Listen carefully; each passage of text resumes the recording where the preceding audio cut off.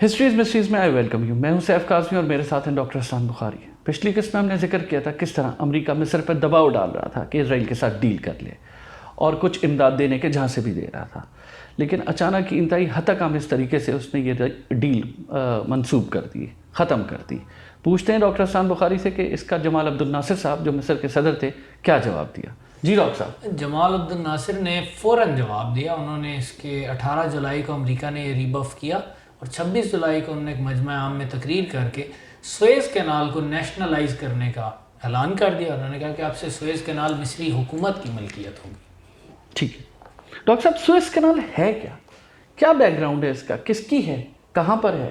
کچھ بتائیں. Basically Europe کے لیے میڈیٹرینین سی کافی امپورٹنٹ ایک جھیل ہے، اور میڈیٹرینین سی اور ریڈ سی کے درمیان یہ چھوٹا سا لینڈ کا ایریا آ رہا تھا. تو 1855 میں فرینچ انجینئر ڈی لیسپس نے یہ منصوبہ بنایا اور پریزنٹ کیا ایجپشن گورنمنٹ کو کہ ہم اس علاقے میں ایک نہر کھود دیتے ہیں تاکہ ریڈ سی اور میڈیٹرینین آپس میں لنک ہو جائیں. تو پہلے اگر کوئی جہاز انگلینڈ سے لے کر سعودیہ تک جانا چاہتا ہے تو اس کو پورے افریقہ کا چکر کاٹ کر آنا پڑتا. تو سویز کینال سے یہ بالکل ایزی ہو گیا، ایک شارٹ کٹ بن گیا کہ وہ صرف سویز کینال سے ہی گزر کر عرب اور ایون انڈیا تک جا سکتے تھے. تو راستہ بہت سمٹ گیا اس کے بعد اور تجارتی طور پر بہت زیادہ فائدہ ہوا. یہ کینال 1869 میں مکمل ہوئی اور اس میں مصری گورنمنٹ کے شیئرز تھے اور فرانسیسیوں کے شیئرز تھے جنہوں نے بنائی تھی.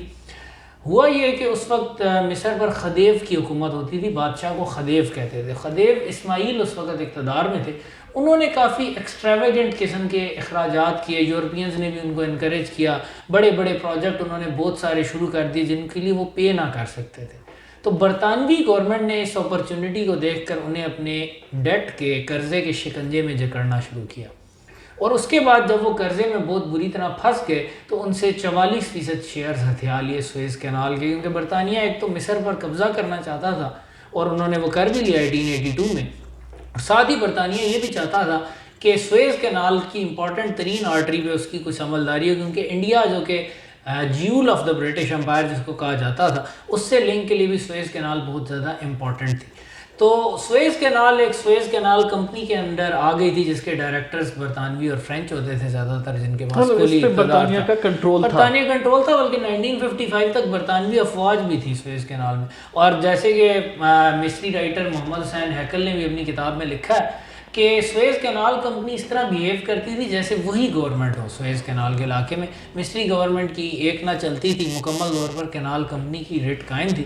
اب لیکن جمال عبد الناصر نے یہ انتہائی پاپولر موو کی کہ کمپنی کو یک بینیوں دو گوش باہر نکال دیا اور سویز کینال اور اس کے لوکریٹو ریونیو جو انتہائی ملینز آف ڈالرز کی آمدنی تھی ہر سال کی اس زمانے میں، اس کو مصری گورنمنٹ کی تحویل میں لے لیا. اور اس طرح انہوں نے امریکہ کے اس موو کا جواب بھی دیا.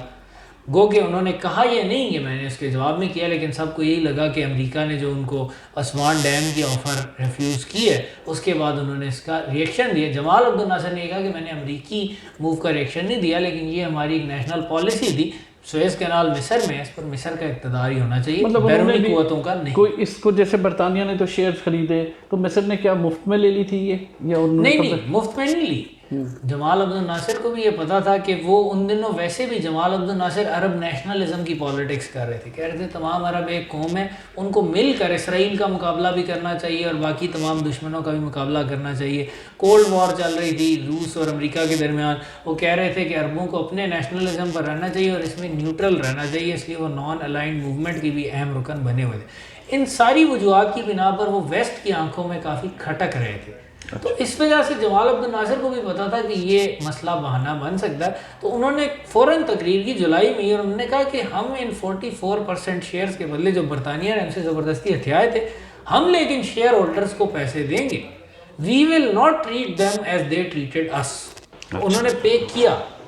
تو 1956 کی جو وار ہوئی ڈاکٹر صاحب، اس کا سب سے بڑا مسئلہ پھر سویز کینال ہی ہوا جو جنگ ہوئی. دیکھیے کہا تو یہی گیا، لیکن اصل وجوہات کچھ اور تھیں. بعد میں بھی یہ باتیں سامنے آئیں کہ 1956 کی جو جنگ تھی اس میں 3 ممالک نے مصر پر حملہ کیا تھا: اسرائیل، فرانس اور برطانیہ. تینوں ممالک کے اپنے اپنے ایجنڈاز تھے. برطانیہ کا ایجنڈا یہ تھا کہ جیسا کہ آپ کو پتہ ہے کہ برطانیہ پورے مشرق وسطیٰ میں غالب آ گیا تھا عثمانی سلطنت کے ٹوٹنے کے بعد. ان کے کچھ کٹ پتلی حکمران بھی تھے, جیسے اردن میں ان کے ٹاؤٹ تھے, جیسے کہ عراق میں ان کے ٹاؤٹ تھے جو شریف حسین کی اولاد تھی. اس کے علاوہ ان کا کافی انفلوئنس تھا اس علاقے کے اندر.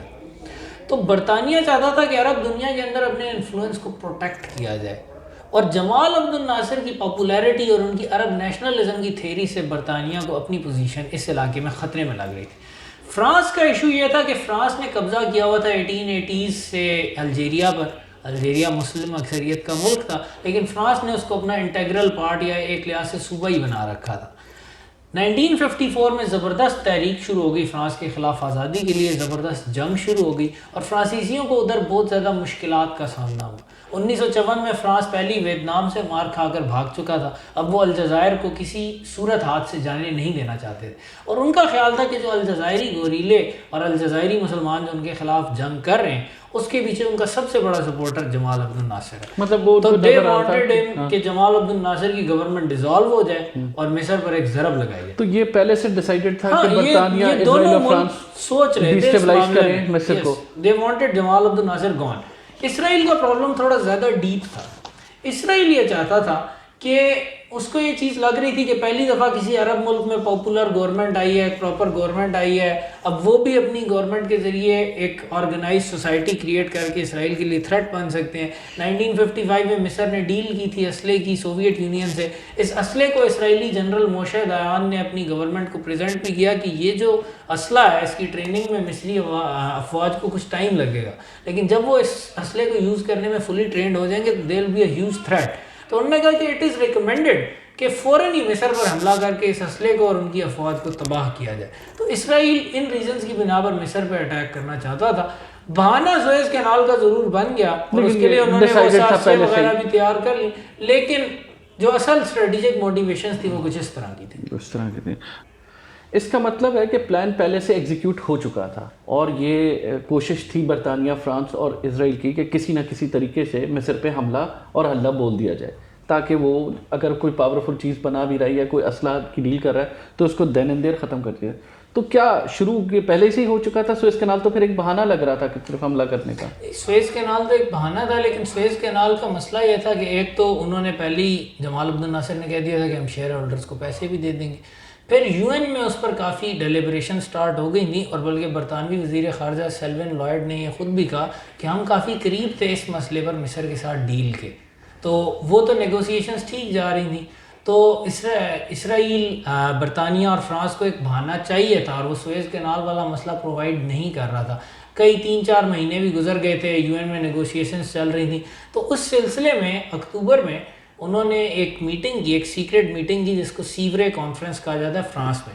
اسرائیل کے وزیر اعظم ڈیوڈ بین گورین اس میں شامل ہوئے, شمون پریز جو بعد میں اسرائیل کے وزیر اعظم بنے وہ بھی اس میں director general ministry of defence کی حیثیت سے شامل ہوئے, موشے دایان ان کے کمانڈر اس میں شامل رہے. اس کے علاوہ فرانسیسی وزیر خارجہ کرسچن پینو بھی اس میں شامل ہوئے, ان کے کئی اعلیٰ عہدیدار اس میں ڈائریکٹلی شریک رہے. برطانوی وزیر خارجہ بھی آئے, ان کی طرف سے ان کے ایک سیکریٹری پیٹرک ڈین نے پھر سیوریز کانفرنس کی جو پروٹوکول سائن ہوئی, جس کو پروٹوکول آف سیورے کہتے ہیں, اس پر دستخط کیے. مطلب باقاعدہ ایک آرگنائزڈ سازش تیار کی گئی. سیورے میں 22 اکتوبر سے 24 اکتوبر تک یہ کانفرنس جاری رہی, اور یہ کوئی ڈھکی چھپی بات نہیں ہے. موشے دایان نے اپنی بایوگرافی میں اس کا بڑی ڈیٹیل سے تذکرہ کیا ہے, کرسچن پینو نے بھی کیا ہے. اس کے علاوہ اس پر ایک اسرائیلی ڈاکومنٹری بھی بنی ہے, اس کے اندر بھی یہ سارے راز کھولے گئے ہیں, جو کہ اب تو راز رہی نہیں, سارے ڈاکومنٹ ڈی کلاسیفائی ہو گئے ہیں, سب کو پتہ چل گیا ہے کہ کیا سازش تیار ہوئی. بیسیکلی ایک فرانسیسی جنرل چالا تھے جنہوں نے ایک پلان پریزنٹ کیا. انہوں نے کہا کہ بیسیکلی جو برطانوی اور فرینچ اس وقت کہہ رہے تھے وہ یہ کہہ رہے تھے کہ مصر جو ہے اس نے سوئز کینال ہتھیار تو لی ہے, لیکن مصر اس کی سیکیورٹی نہیں دے سکتا, وہ اس طرح کے اعتراضات لگانے کے چکر میں. تو انہوں نے کہا کہ ایک بہانہ بنا کر اسرائیل کا اٹیک کروایا جائے مصر پر صحرائے سینا میں, اور پھر یہ کہا جائے کہ اب اسرائیلی فوجیں چونکہ بالکل سوئز کینال کے قریب آ گئی ہیں اور ادھر جنگ ہونے لگی ہے, اور پھر سوئز کینال کی ٹریفک رک جائے گی, دنیا کی ٹریڈ کو دھچکا لگے گا. تو انہوں نے کہا کہ ہم پھر ایک الٹیمیٹم دیں گے برطانیہ اور فرانس اسرائیل کی اس جارحیت پر, اور اس الٹیمیٹم میں ہم یہ کہیں گے کہ 12 گھنٹے کے اندر اندر مصری فوجیں سویز کینال کے 10 کلومیٹر مغرب میں چلی جائیں، 10 کلومیٹر علاقہ خالی چھوڑ دیں. اسرائیلی فوجیں سویز کینال کے 10 کلومیٹر مشرق میں چلی جائیں، 10 کلومیٹر علاقہ دونوں طرف کینال کے خالی ہو جائے، اور اس علاقے کا انتظام و انصرام برطانیہ اور فرانس انٹرنیشنل سپرویژن کے طور پر سنبھال لیں تاکہ سویز کینال کی ٹریفک چلتی رہے. بیسیکلی تو ایک کھلی سازش تھی، ایک بہانہ ڈھونڈنا تھا، اور اس میں یہ پلان یہ بنایا گیا کہ اسرائیلی اپنے کچھ پیرا ٹروپرز متلا پاس پر اتار دیں گے جو سویز کینال کے قریب ہے، اور ادھر سے پھر مصری گورنمنٹ کو الٹیمیٹم دیا جائے گا کہ 12 گھنٹے کے اندر اندر آپ سویز کینال سے 10 کلومیٹر ادھر چلے جائیں. 3-4 مہینے پہلے صدر ناصر نے یہ بلند و بانگ دعوے کیے ہیں کہ اب یہ ہماری ٹیریٹری ہے، ہماری سوورن ٹیریٹری ہے. اس طرح کے الٹیمیٹم پر اگر وہ وڈرا کرتے تو اپنے پاؤں پر خود کو لاڑی مارتے مصر کے اندر. انہیں بھی پتا تھا برطانیہ اور فرانس کو کہ صدر ناصر کبھی بھی یہ بات نہیں مانیں گے. رہا اسرائیل، they were only too happy. پورا صحرائے سینا مصر کا ہے، اس کے اندر تک گھس کر سویز کینال سے 10 کلومیٹر پیچھے رکنا تھا اسرائیل نے. ان کے لیے وہ کچھ بھی نہیں تھا. بیسیکلی تو پہلی یہ الٹیمیٹم بھی اسرائیلیوں کے ساتھ مل کر سیورے کی سیکرٹ کانفرنس میں ڈیسائیڈ ہوا تھا کہ اس طرح ہم الٹیمیٹم دیں گے، 12 گھنٹے بعد ہم مصر پر بمباری شروع کر دیں گے، ان کی ایئر فورس تباہ کریں گے، ان کے شہروں کو بومب کریں گے. برطانیہ اور فرانس کا خیال تھا کہ شاید اسی طرح جمال عبد الناصر کی گورنمنٹ ٹوٹ جائے، لیکن اگر نہ بھی ٹوٹے تو ان کا پلان تھا کہ وہ سویز کینال زون میں لینڈنگز کریں گے اپنی کنونشنل ملٹری فورسز کی، اور اس طرح اسرائیل، برطانیہ اور مصر مل کر جمال عبد الناصر اور مصر کو شکست اور ذلت سے دوچار کریں گے.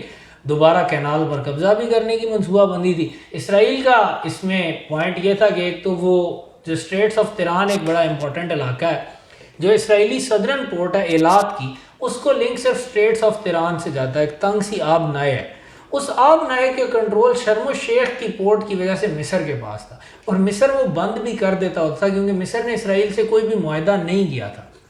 پریکٹیکلی ایک لحاظ سے اگر لیگلسٹک پوائنٹ آف ویو سے دیکھا جائے تو مصر اسرائیل کے درمیان کوئی چونکہ امن معاہدہ نہیں ہوا تھا تو وہ حالت جنگ میں ہے، تو مصر ان سٹریٹس کو بند کر دیتا ہوتا. تو یہ سازش جو تھی ایک طریقے سے جمال عبد الناصر کو کنٹین کرنے کی، ہیوملیٹ کرنے کی کوشش کی، ختم ان کی گورنمنٹ کو ختم کرنے کی، عرب نیشنلزم کے کانسیپٹ کو ختم کرنے کی، مصر کو ہیوملیٹ کرنے کی ایک سازش تھی. تینوں کے اپنے اپنے مقاصد تھے، اور تینوں کا خیال تھا کہ ہم اپنے مقاصد اس سازش کے ذریعے اور اس جارحیت کے ذریعے حاصل کر لیں گے. تھینک یو ڈاکٹر صاحب. ناظرین، اس ایپیسوڈ میں آپ نے دیکھا کس طرح برطانیہ، فرانس اور اسرائیل نے مل کے مصر کے خلاف ایک گھناؤنی سازش کے تحت جنگ مسلط کر دی اور کافی ذلیل کرنے کی کوشش کی مصر کو، بلکہ ایک طریقے سے جمال عبد الناصر کی حکومت ختم کرنے کی کوشش کی گئی. یہ آگے چل کے دیکھیں گے کہ اس جنگ کا فیصلہ کن وار کس نے کیا. دیکھتے رہیے، لائک کرتے رہیے، سبسکرائب کرتے رہیے histories mysteries. We are waiting for your comments.